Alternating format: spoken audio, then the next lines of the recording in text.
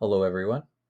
Today we are going to be going over Lesson 1 in Booklet 7. This lesson is called Perimeter, and this is the start of our geometry unit. So we are going to be moving away from money for pretty much the rest of the course and dealing with some other concepts. Now, for this lesson, you'll need the lesson page itself. And at this point, I would have also given you a reference sheet that looks like this, with perimeter up at the top. Now, this reference sheet is just an overview of most of the lessons in this unit. For the first lesson, the only thing that you need is this top area that you can see now on the screen. This section of the reference sheet page just describes to you how to calculate the perimeter. Now, the perimeter is the distance around the outside of a shape. You can calculate it by adding up each of the sides that you can see. Now, in this example here, we have 4 sides, 6, 4, 6, and 4 centimeters each.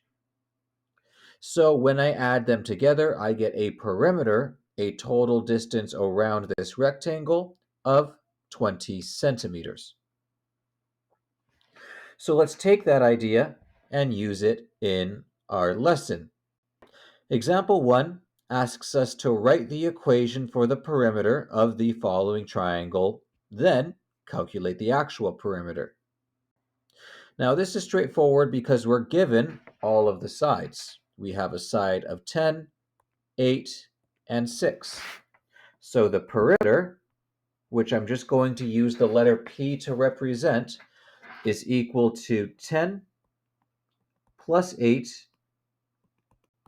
plus 6.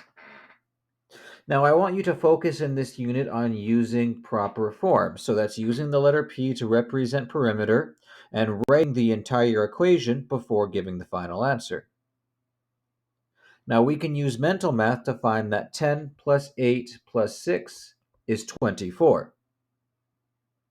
Again, using proper form, we need a certain number of units. Is the perimeter of this triangle 20 meters, 20 kilometers, 20 centimeters, or millimeters, or feet? There's a number of different units of length, but here we are using centimeters. Now we have a few more examples. All of them use roughly the same process, but sometimes there's a small twist. For example, in this triangle, question A, despite having 3 sides, I only give you 1 length.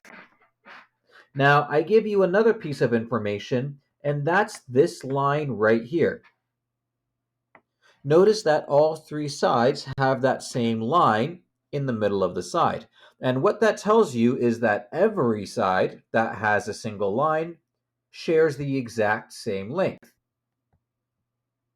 So if the bottom length is 10 inches, then so is this length, then so is this length on the left. And that makes it much easier to calculate the perimeter. The perimeter is 10 plus 10 plus 10, which equals 30 inches.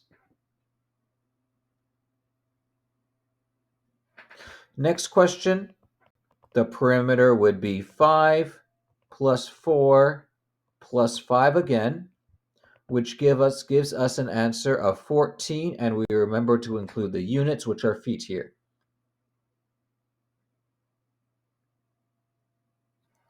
Now, the second half of this note focuses on squares and triangles. Not squares and triangles, sorry, squares and rectangles.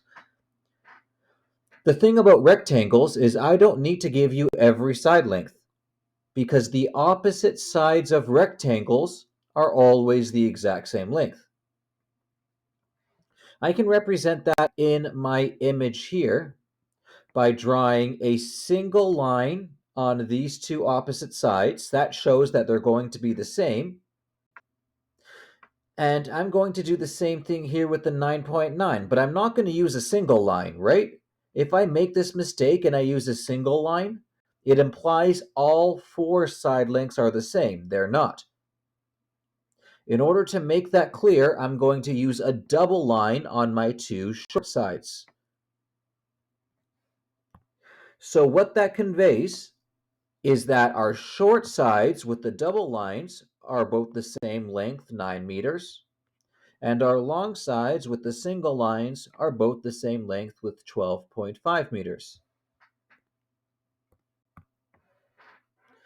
So when I calculate the perimeter, that is 12.5 plus 9.9 plus 12.5 plus 9.9, giving us a total of, what is that, 25, 44.8, if my mental math is correct. So that is 44.8 meters. Now, you don't need to use only mental math in this unit. You can use a calculator if you want, but it's never a bad idea to get some practice in. Now, try these next couple examples on your own, then make sure that your answer matches mine. The first example is with a square, and a square has all four sides the exact same length, so I can use a single line on each of the sides. Again, what that means is that this side is 4.9 feet, as well as this one being 4.9 feet. So the perimeter is 4.9 plus 4.9 plus 4.9 plus 4.9. Adding that together, we get a total of 19.6 feet. This last example of the rectangle, we have a matching side here on the long side and a matching side, and a matching side here on the short. Meaning this side on the bottom is 14.7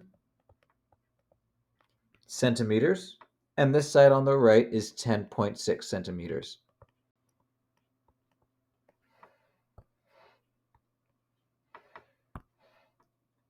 So adding up all of our sides gives us a perimeter of 10.6 plus 10.6 plus 14.7 plus 14.7. The order in which you add them does not matter. All right, let's test our mental math here. 10.6 plus 10.6 gives us 21.2. 48, 49.2, 49.9, 50.6, I'm going to say. Now I'm quickly going to double check that with the calculator so that I don't use the wrong number on a note. Give me 2 seconds while I do that. 10.6 plus 10.6 plus 14.7 plus 14.7. We're good, 50.6 centimeters, perfect. So that's it for the first note. We do start off pretty straightforward, but it will ramp up in difficulty as we progress through this unit. Take some time to work on the following worksheet and let me know if you have any questions.